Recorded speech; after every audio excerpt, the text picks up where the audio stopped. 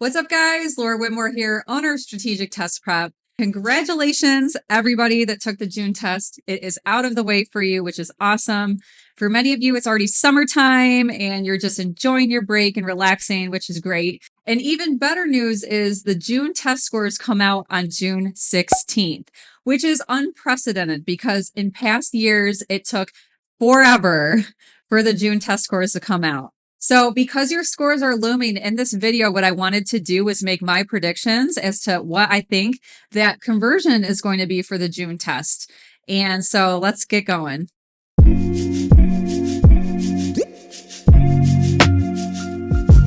All right, first of all, if you're new to my channel, welcome. Make sure you hit that subscribe button below. You don't want to miss out on content from me that helps you get ready and ace the SAT test.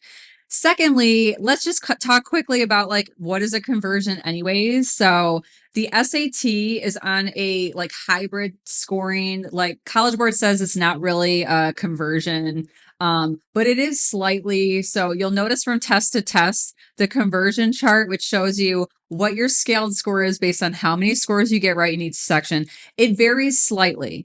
Now, as far as June historical data, I did some digging just to see, well, what have the June tests been like in the past?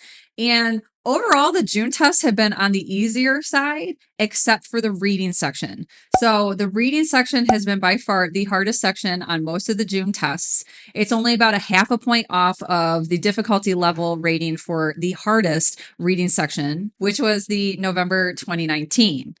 So that being said, I was a little surprised at this test because people were saying the reading was easy. May was tough. I don't know if any of you took the May, but and of course I'm talking about the paper-based test, you guys. I will get to the digital SAT as well. This video is for both.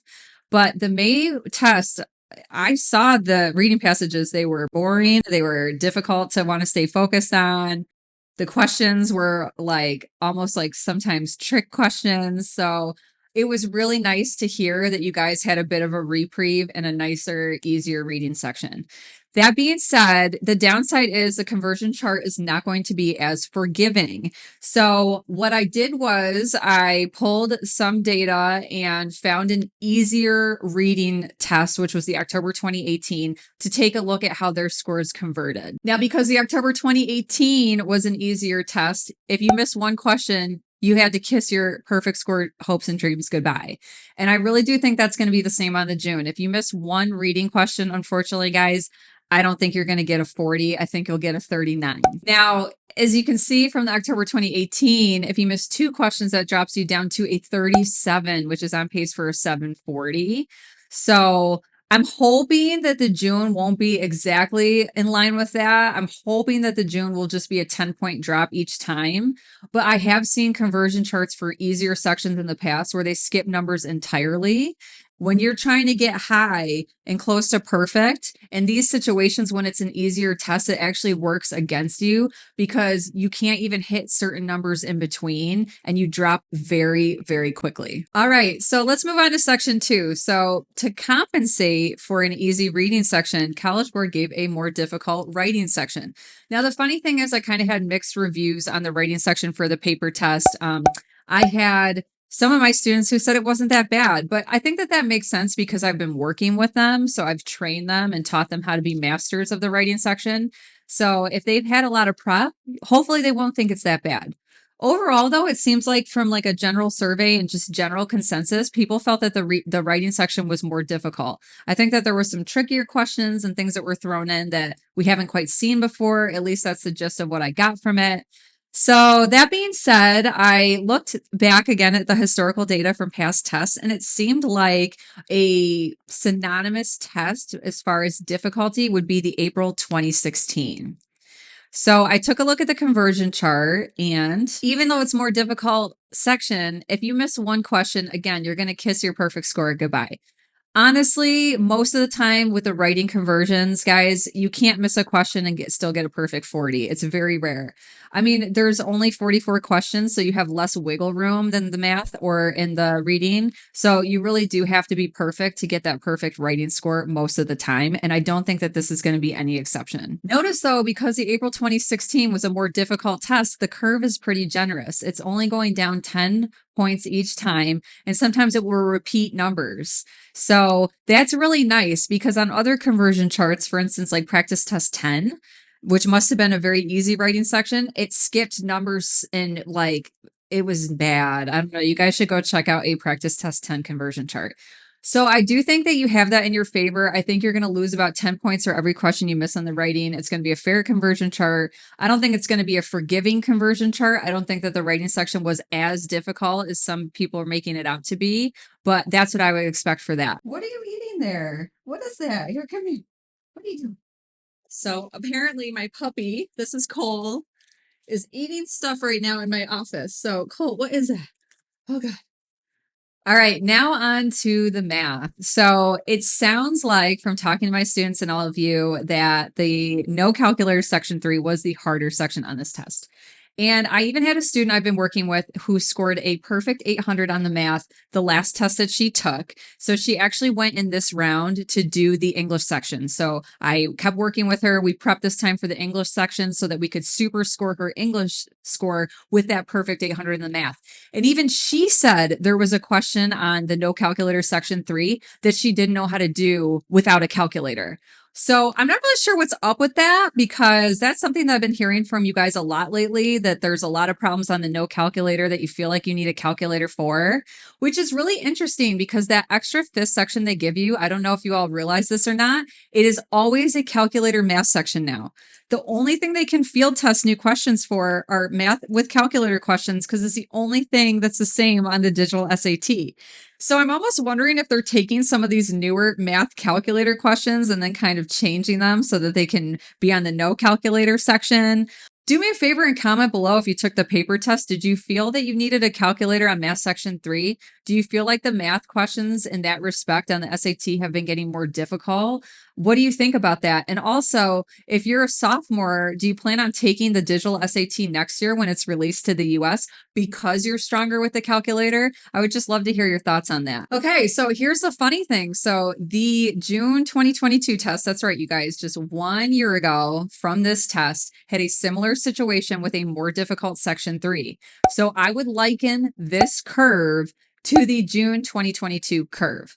Now, the issue is I did digging and I could not find a formal conversion chart for the June 2022 test.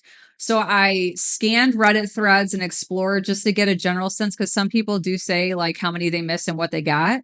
And it gave me a general sense of what the math is going to look like. So here's what I think that the conversion chart is going to be like for the math.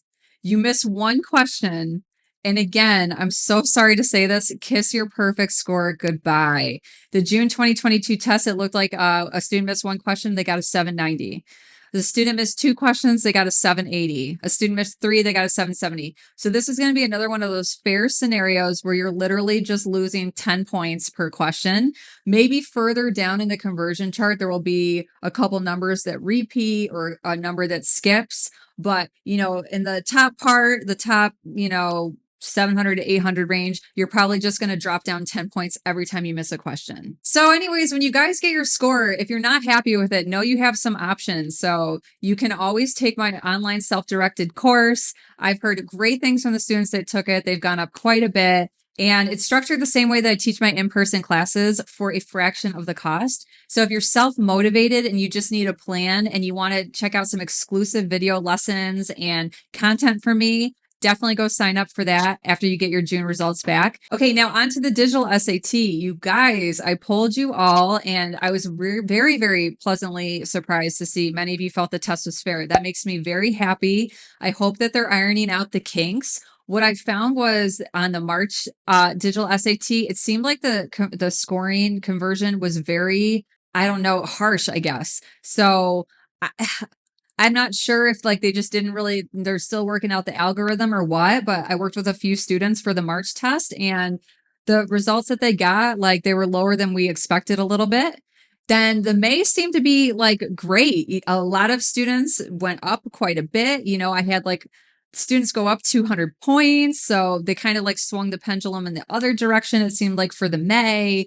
And when you guys say that the June was fair, that makes me really happy. Now, this is interesting, but a lot of you are telling me that the questions are the same. They're using some of the same questions as on the other tests. No wonder why they're not releasing them, you guys. They probably don't have enough questions that have fully been vetted and fully been tested. They have to go through a rigorous process and test p-values to see how valid they are. I mean, like, I'm not even going to get into that with you guys, but it takes a while to be able for them to use a question on a real test. So I'm sure that they're still developing their tests. They're still developing their questions. Obviously, they only have 4 practice tests right now. I mean, that's an indication that it's taking them a lot of work to get these new questions out. Also, I did hear from some of you guys that the math was harder than the English.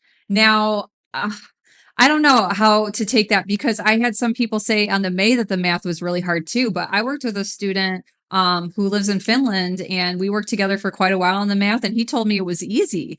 So it's kind of hard. I feel like opinions are a little bit all over the place. So if you're a digital SAT student and you just took the June test, comment below. Like, did you think that the math was hard? Yes or no? Like, why or why not? I'm really curious. I'm speculating that they're making the math harder because you do have that built-in Desmos calculator, which has a ton of capabilities that we didn't have before. And also, if you're a digital SAT student and you get your score back and you are not happy with your June score, I also have a digital SAT self-paced course I've been hard at work designing. It is awesome. It's going to be coming out soon. All exclusive videos, a 200-page workbook, exclusive questions you can't get anywhere else. I mean, it is so awesome. And I'm going to give you guys a really nice discount for being loyal YouTube viewers. So more to come on that, like mid-June, 3rd week in June-ish. So just be ready for that. And I'll tell you more when it happens. All right, you guys, if you made it all the way to the end of this video, I have to say I appreciate you so much. Thank you for watching all the way to the very end. Go ahead and comment the word banana below. Let's just kind of keep people on their toes and, you know, we'll have like a code word for you making it to the end. I think that'll be pretty funny. And I will see you guys again soon. Happy prepping. Hi guys, have a good summer.